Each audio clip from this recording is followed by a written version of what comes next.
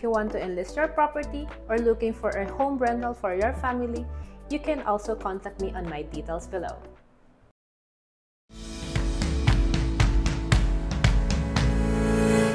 Welcome guys, this is another episode for Zaza Next Level Properties. Ako muna yung magko-cover for Ms. Zaza for this modern contemporary home here in Angeles City, Pampanga. Before we enter, malapit tayo sa may SM Clark. We have the International Airport as well, a few minutes away. So we have the Medical City, and then we have schools. Even the wet market is a few minutes away from here. So, check out the facade. I hope you can get it. We have stones, good mix of steel, wood, and then the whole structure is classic on its own. Hindi siya madaling maluma. So, pasok tayo sa loob. Welcome to your new home, sabi nga ni Ms. Za. So, dito muna sa may side na to, we have this minimal garden. Stone, so it's easy to maintain. Pero meron pa rin bits of plants everywhere. Okay? Dito tayo sa may side. Next side is this 2-car port. Right now may naka-park lang. This is not included in the sale. Okay? Pero 2 cars would fit in easily. So high ceiling din. So kahit pickup truck ko yan. Kasyang-kasya. On this area, may abang na pala tayo for CCTV. So check that out. So siguro Ms. Zaz, dyan ka na lang sa area na yan. We have this provision for this property. Siguro nasa 1 meter, mga 1.5. So you can see, you have ample space here. Later on, dadaanan ko tong area na to. May sliding door dyan that goes through the dining area. But, ito yung max niya. You have an access going through your service kitchen. So imagine, let's say, na malengke or namili kayo ng family. You can just walk through here, diretso yung pinamili nyo, to the service kitchen. So mamaya, babalikan natin yan. Can you zoom up a bit? Yan, yung mga AC natin, maintenance area as well, nandito lahat yung compressors. Then you have this area na covered, so you can convert this area actually into a breakfast nook or a small lanai for your family. So should we enter na tayo? Doon tayo, balik tayo ng konti doon sa main door. Habol ako. Okay. Now, since yung bahay natin is furnished, I'll remove my shoes. Yung mga carpet din kasi. Everything you see inside is included, ha? Welcome to your new home. Yan. Highlight muna natin. You can stay there, Ms. Za, para kita nila yung perspective ng bahay. Let's wait for my very beautiful camera woman. So, ito yung living room area. So, everything you see is custom made. The chairs, ang ganda ng pagkaka-leather. You have this dalawang single-seater. Then you have this, I don't know what you call this material pero ang ganda kasi ng sofa na to. So it accentuates the house because of the earth tone na ginamit. Then you have some plants and then even this accessories dito sa middle. That's all included. Syempre, standard na for modern contemporary home. You have cove lights. Right now, yun yung yellow. I hope kita yun sa camera. You have pin lights as well. And then you have this very modern drop light. So imagine kung may barkada or family na nandito. This is like a haven for everyone. Diyan na kayo mag-hangout. I'll just close the door para hindi masyadong maingay. Okay, I'll continue. Dito naman tayo sa dining area. You also get the same treatment dito sa kisame. You have your cove light, drop lights, and then this AC unit that covers this place. So, ang presko, ang lamig lang. You have the 6-seater na round table. Later on, Ms. Za, if you could focus on the material. Ang ganda kasi ng pagkakagawa nung chairs natin. What I like about a round table is mas intimate whenever you're having dinner or lunch with your family. Nakakapag-usap talaga kayo, nakakapagkwentuhan. So, ang ganda lang. Ang ganda ng interaction with each other. Diba ang ganda? It's very soft. It's very elegant. So, it adds this specific flair sa bahay. Oh, ito yung na-mention ko kanina. Let me just put this curtains away. You have a sliding door that leads you to the lanai area. So let's say you're having dinner, may mga gusto mag-step out ng konti, or gusto mong habaan yung area for let's say another table, you can just slide this out. Then people can go in and out. So it adds more space. You just close it out. Pansinin nyo yung bahay, it's neutral. Like this painting, hindi siya yung sumisigaw. What's good about this is, one, right now it shows elegance, pero if you want to put your own touch on this painting, let's say you have your own style, ang daling i-incorporate dun sa bahay. Kasi everything is just a clean palette to start with, kumbaga. Before I go here, which is a bedroom, punta muna tayo dito sa kitchen. Later on, you can ikot on this side, no? So here muna, you have 3 stools. On this, what's the right term for this? Breakfast nook? No. Bar counter. So ibang style naman. So you have a bar counter made of granite. Ang ganda. You have this range hood that's parallel dito sa stove. Mamaya we'll get a closer look on that. But look at this space. This is your main kitchen. It's full of shelves. And ang maganda, they place this hydraulic support dito. So you don't even need to hold this while you're, like, let's say, picking up something. But when you close it, soft close naman sila. You have drawers na may transparent glass. So kung ano man yung nakastock dyan, madaling makita. So if you need something, you already know kung saan, which is which and where is where. Syempre, you have your huge sink. And then, if you could go on that side, let's show them this 2-door fridge. It's included on the sale. So everything you see here, as mentioned, is included. This is another area kung saan ka pwede mag-prepare. More cabinets, more shelves, and more drawers. Miza, can we show them this one at your side? This one, installed na siya. It's 3-in-1. Okay, so you already have your, let's see, you have your microwave, you have your grill. It's a La Germania brand. So it's a combination. Even a convection oven. So pwede kang mag-bake as well. You have your extra space here if you want to put maybe like a coffee machine or another appliance for your kitchen. You have ample space for that. Oh, can we show them this? Let's show them this area. And you have this 1, 2, 3, 4, 5 burner stove. Thank you, Miza. 5 burner stove. And perpendicular siya, or kitang-kita mo siya from this area ng bahay. So let's say nagkukwentuhan si mother dyan, nagluluto or nagpe-prepare. I could be here watching TV and still nakakapagkwentuhan kami. That's a very good option just to keep the family ties together. So, ikot lang tayo ng konti. This 2 doors made of solid wood, actually. Hindi na tayo papasok, pero this is your maid's room. Or kung wala naman kayong house help, pwede siyang storage area. Okay? May gamit lang, so hindi na natin papasukin. This door, if we go inside, is your access for your service kitchen. Sige, tatabi ako dito.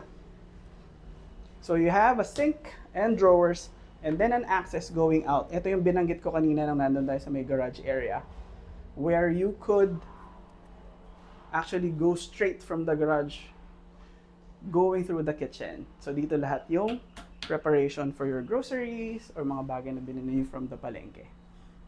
Okay ba so far? If you like what you see on this house, you can leave a comment on Zaza Next Level Properties page. Before you go, it's not easy to notice, no? Pero this is actually ta-da! A full shower enclosure, no? So you have a shower, you have a water closet, and then you have your sink and a mirror. Dito na rin yung ginagamit ni Yaya if ever she needs to go to the bathroom, and your bisita when they're here at your brand new home. So hindi siya halata, and they maximize the stairs. This is below the stairs. So they maximize that space for this purpose. Balik tayo ng konti dito. because I want to show you naman this door. Ready? Ready ka na? This is the first room, which is in the ground floor. I'll go on this corner para may perspective. I think this is a queen-size bed, fully set up na. So you have your cove lights, your pin lights, and then your drop lights. May AC na rin. A lot of windows for this room. So ganda ng ventilation and natural light. If you get this house, lilipat ka lang. Just bring your stuff in. Everything is set up. You have a vanity area here, then a drawer. Ang maganda, pati TV. They included this. I think this is 55-inch TV. So that's also included. Even the internet setup is already up and running. So that's very good naman. Syempre, I won't go inside, pero Mizad, you can just show them this bathroom for this area. So may case na siya, so yung spills from the shower won't go in the toilet area. And then you have the sink, then a mirror which has LED lights as well. So pag nagpe-prepare ka for your work or school, everything is set. So far, I think I haven't mentioned the details, no? So far, before we go up, this house, this modern contemporary home has a lot area of 150 square meters, floor area of 210 square meters, 4 bedrooms. So far, we've seen 1, 4 bathrooms as well. So we'll check 2 carport, fully furnished. So, shall we go up?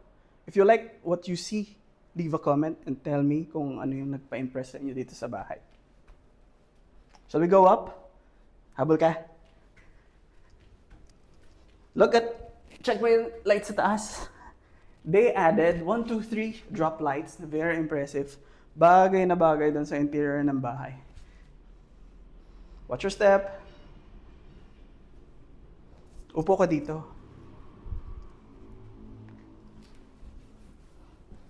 Yan! While you're there, you can stop. That's a 65-inch TV, by the way. This is your family area. Sobrang spacious. You have accents on that table. Lampshades na bagay sa interior ng bahay. You get another set of couch. Then this 2 single-seat sofa. So this area, imagine dito kayo nag-video okay, yung barkada dito kayo nag-stay, or if you have kids, dito kayo usually mag-hangout, mag-board games dito. So this area, Presco, they installed this ceiling fan. So ang ganda ng ventilation sa area na to. Very comfy. We have 3 rooms here to visit. So we'll start with this area right here. Room number 2, technically. Pasok tayo. Welcome to bedroom number 2 sa ground floor. You get the same quality with the bed dun sa baba. You get a queen-size bed. Ganda ng headboard natin. You get the same treatment dito sa ceiling, AC unit, and a huge window. Notice ang consistent nila when using this UPVC design. May abang na rin. There's a provision for your television set. Siguro kahit 65, pwede mong i-install dito. Kasyang-kasya, no? Then you have your drawers and your vanity area. So this could be ate's room. Si ate, dito na siya. Bagay naman si purple shade for our lovely ladies out there. Sige, Meza, pakita mo yung cabinets and vanity area. Then we'll proceed dito sa labas. Ready? Ganda na. Labas tayo. And you'll see, oh by the way, yung buong bahay may provision. You see yan sa taas. That could be your CCTV or another aircon for this area.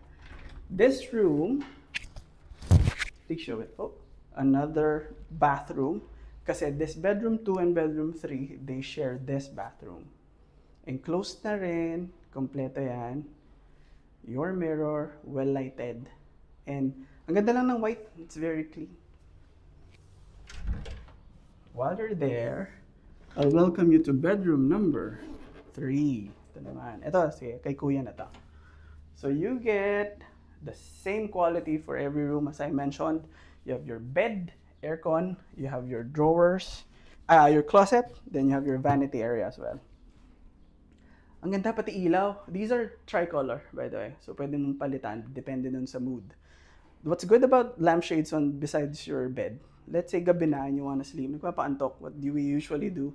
Phone, madalas. Pero if you wanna read books as well, so ito na lang, naka-on. Then, you know, you put yourself into sleep by reading. Ang daling access, off mo na lang pag ready ka na matulog. Next room. So, nakailang rooms na tayo? 3? I'll walk backwards. This area, may table and lamps. Usually, families will put their keys here. Or yung sarili nilang collection will be here. They can also put magazines. So, ang generous lang nung contractor and nag-build ng bahay to put these things in mind. Very, very family-oriented. Before I show you the master's bedroom, which is this area, I'll show you this area. You can stay there, Misa. Ito yung balcony kasi. So you have an access to your balcony. So you get some nice breeze kung gusto mo mas presko tong area na to. Pwede rin silang lumabas dito. You can put a small table if you want to have your coffee every morning on this spot. Let me close this one. Okay. Everybody's waiting for this.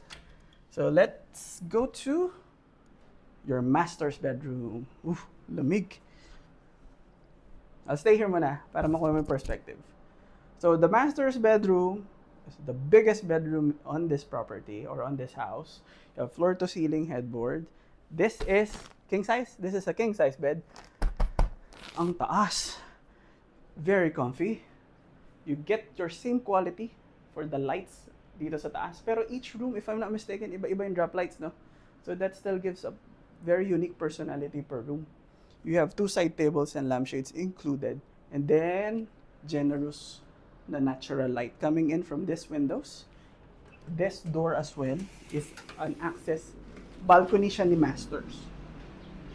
I don't know if you could follow me. Yan. So, the master's bedroom has its own balcony.